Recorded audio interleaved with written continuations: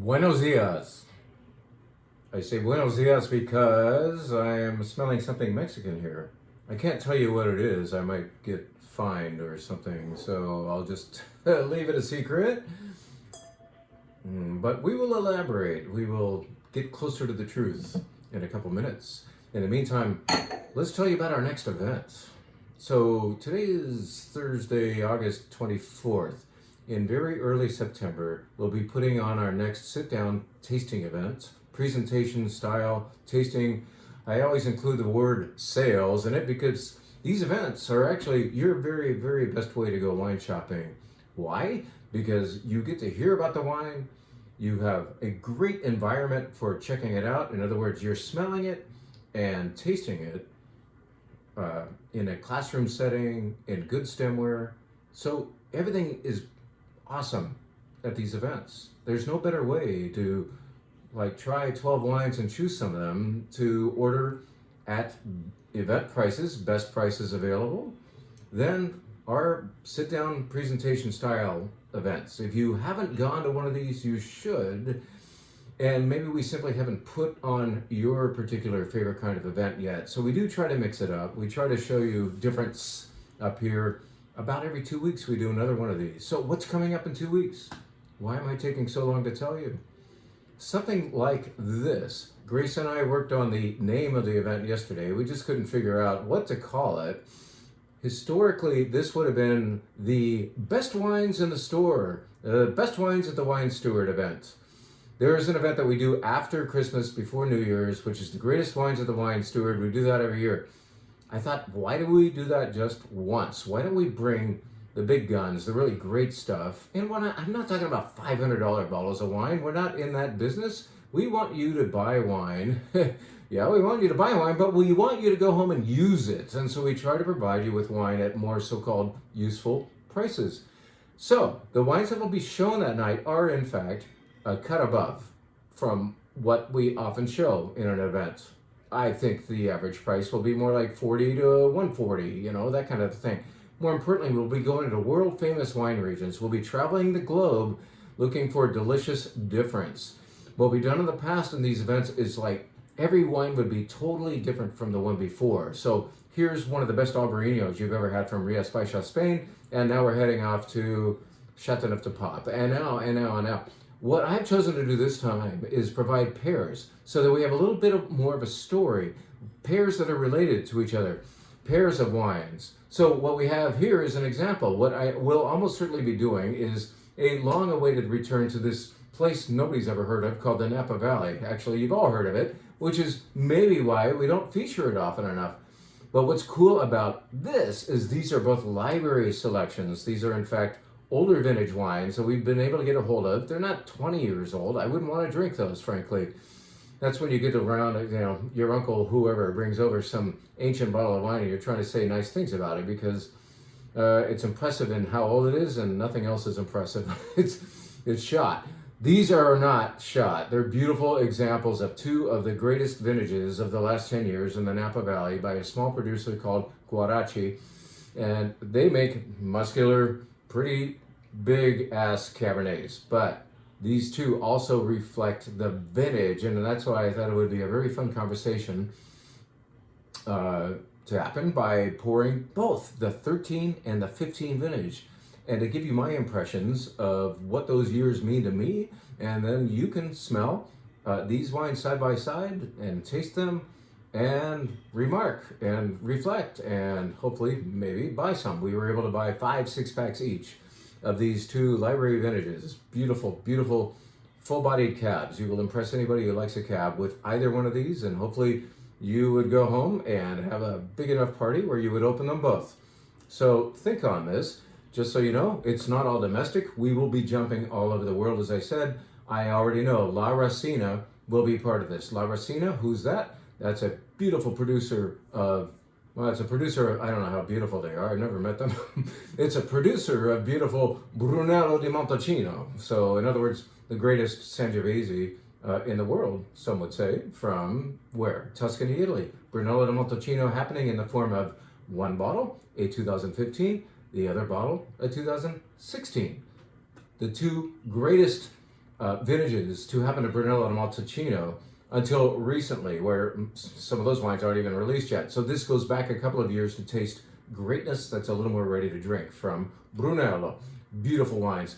I think we're going to do the same thing with New Zealand. What happened this morning was I met with a long-lost friend named Luis Moya. He worked the wine market out here, then moved back to New York where it wasn't working for him out here for a while. And now, like 15 years later, he's back in our world. I like Luis. He escaped from Cuba, whatever you want to call it, as a teenager many, many years ago. And now he does wine, and he's good at it. He brings in Spanish, and he's an importer now of Spanish and Portuguese wines. And I tried 2 Portuguese wines today and realized we don't talk about Portugal often enough. These are up a notch quality. I mean, one of them was like $62 retail. The other one was maybe 45. Beautiful, beautiful wines that you deserve to know about. And I thought, here's a pair. We get to talk about Portuguese red wines from 2 different appellations in one pair. So you get the idea. We'll probably do 7. And if I'm really weak, I will make it 8. That means 16 wines. I don't think we'll do that. Maybe we'll start with like a single, like a sparkling or something. Anyway, this will be cutting edge, higher end wine. I'm still deciding whether or not this time around the cheese is on us, because we tend to charge more for this event and say, screw it, you don't have to order a cheese and meat platter. It's up there, go for it. Make a visit or 2 to that lineup of gorgeous cheese and meat and other goodies. So I hope I'm making sense. But this event we are calling Greatness Doubled.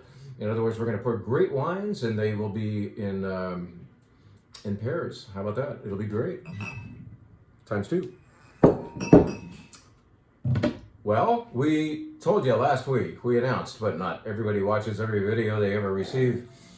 I couldn't, that we are getting into the spirits business. We're not pouring it upstairs, we are selling it downstairs. So we are choosing, just like we choose great artisanal wines,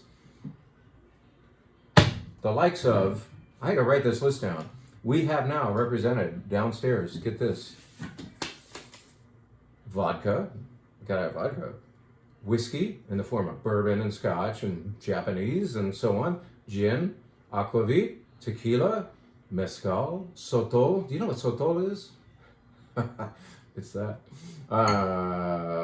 Zingani, I told you about that last week. Pisco, Calvados. Let's go to France. Calvados, Cognac, Armagnac.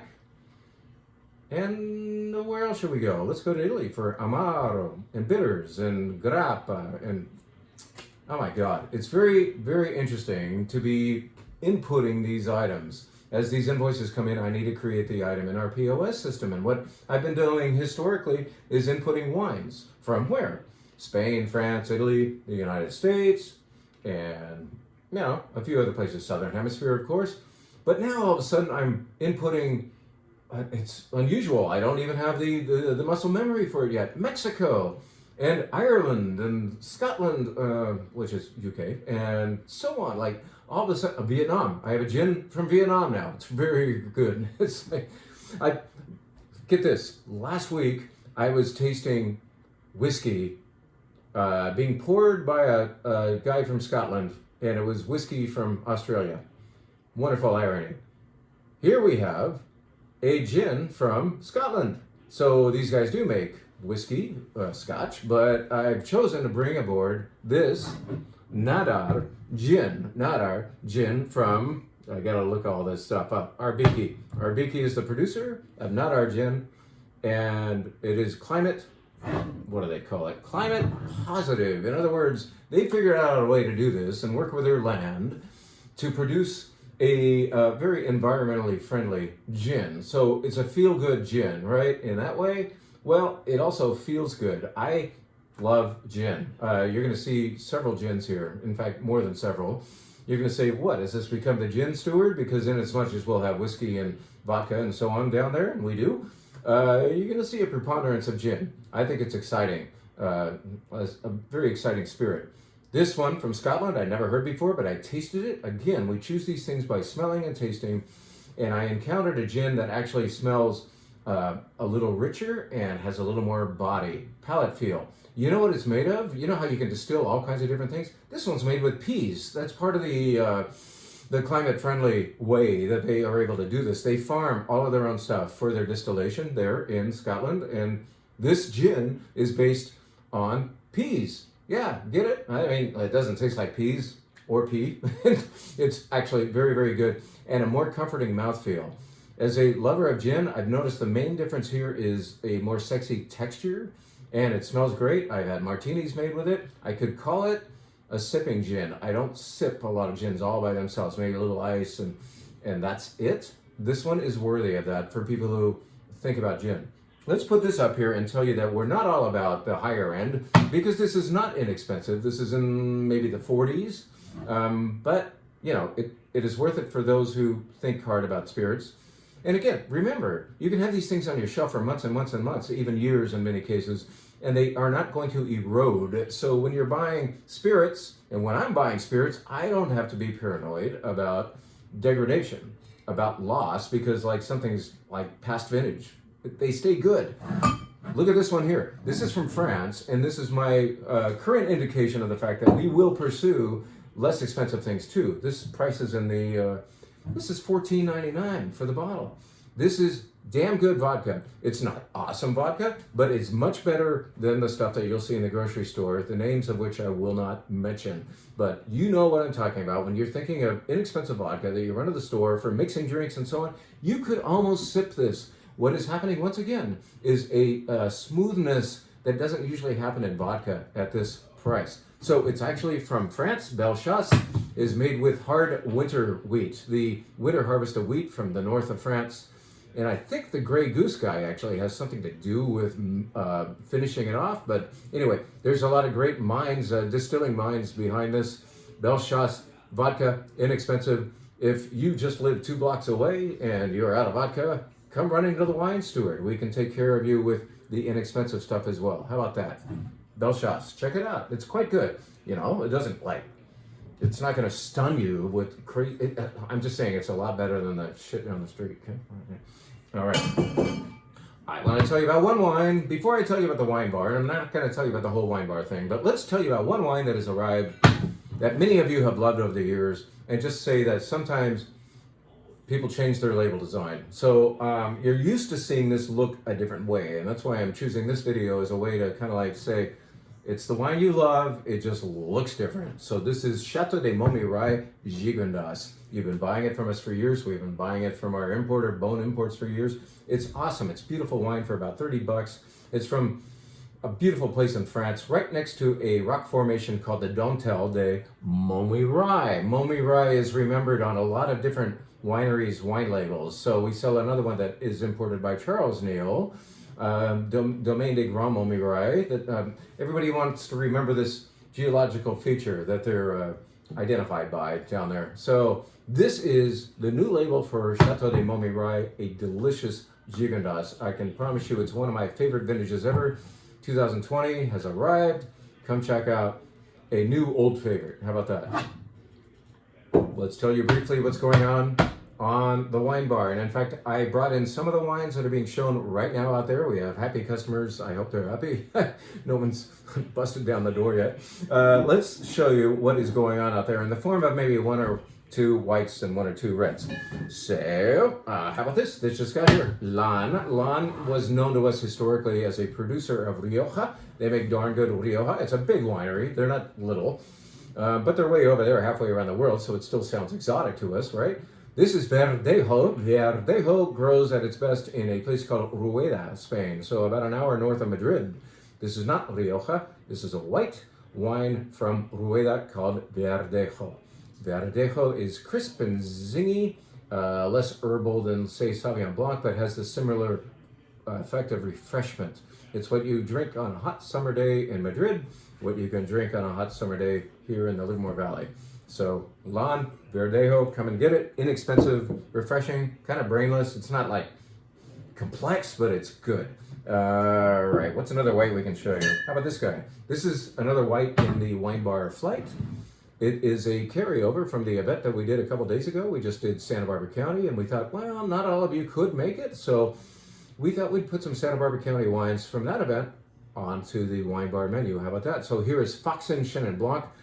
They never blow it with this. This is good every year. It's not always obtainable. Sometimes we call and say, can we get some of the Fox and Shannon? And they say, well, we want to keep it on restaurant wine lists, and so you retailers cannot have any. Go screw yourselves. And we kind of want to say the same thing right back, but we don't. Because at some point we will obtain some of this single vineyard Chenin Blanc from Santa Maria Valley. Ernesto Wickenden Vineyard, Old Vine Chenin Blanc. We don't get to talk about Chenin Blanc often enough, at least domestic stuff. We see it from South Africa and especially the Loire Valley of France. We call it the best grape in the world just to start a conversation. But this is beautiful domestic Sauvignon Blanc from Foxen, great producer of Chardonnay and Pinot Noir in Sideways Country. And here's their little secret, Chenin Blanc, beautiful stuff. Let's show you a couple of the reds that we're going to do, and then we'll leave you alone. But here is a familiarly shaped label, and I think I might have mentioned it when I was promoting the event a week or two ago. But this tasted great. We started the event with this because ABC, or Au Bon Clément, sounds like a good way to start something, right? ABC, beginning, whatever. This is made, or was made, actually this was in fact made by Jim Clendenin before he passed away.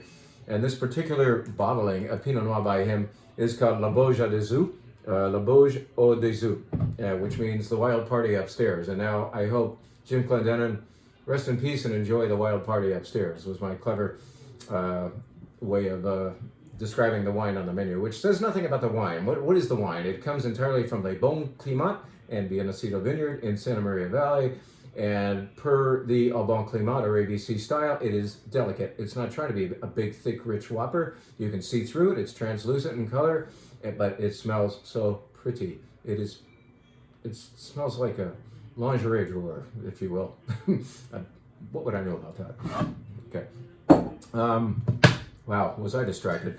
Let's show you two more wines that are on the wine bar menu, and then that'll do it. So this is from Marjoram. Actually, I can put them both up here because they're both by Marjoram. Doug Marjoram was a wine shop guy, and then he became a winemaker, which is kind of a familiar story. In fact, that story was happening a lot the other night. Doug Marjoram is making all Rhone varieties under the Marjoram label. There is nothing that is called Marjoram that does not use Rhone grape varieties like Grenache, Syrah, Mourvedre on the red side, and then on the white side, Grenache Blanc, and so on. So here are two reds. This is the M5 Marjoram 5. So there are always 5 different red grapes from, historically, from the Rhone Valley represented here. And so we have Grenache, Syrah, Mourvedre, I gotta cheat again. I think it's Cinsault. Yep, Cinsault and Counoise are happening as the 5 different Rhone grapes. It's a very pleasant red. It's a medium-bodied, fun, kind of like his answer to Côte de Rhone. It's delicious. Nobody doesn't like this wine. It's like poured at a party. It's just like medium-bodied red wine that's not intense like Cabernet, too light like Pinot Noir. You know, it's in the middle, so it's very, very good. Now, a little darker here. This is what we're ending the flight with, the Marjoram Syrah, from 3 different sub-appellations of Santa Barbara County. Alisos Canyon, which is the newest to be named sub-appellation. It's within or near Los Alamos. And then Santa Rita Hills is represented. And then Doug's own vineyard in or near Los Olivos, in the Los Olivos district, is also in this gorgeous Syrah. Dark, polished, easygoing. It's yet another one of our attempts to get people into this grape that some of them are afraid of. You should not be afraid of this. It's jolly, it's delicious. It's like, there's nothing weird about it. So check it out. Try our entire red flight, which in the case of the red flight comes entirely from the Santa Barbara County wine region that we just nicknamed Sideways Country. So they're all 5 of those wines, leftovers, you could say, but they're delicious leftovers from the Santa Barbara County event we did a couple days ago. We thought some people couldn't come, so come and taste some of them with us over the weekend, will you? Thank you so much. Stay cool, and don't forget the event that's coming up. We'll see you soon.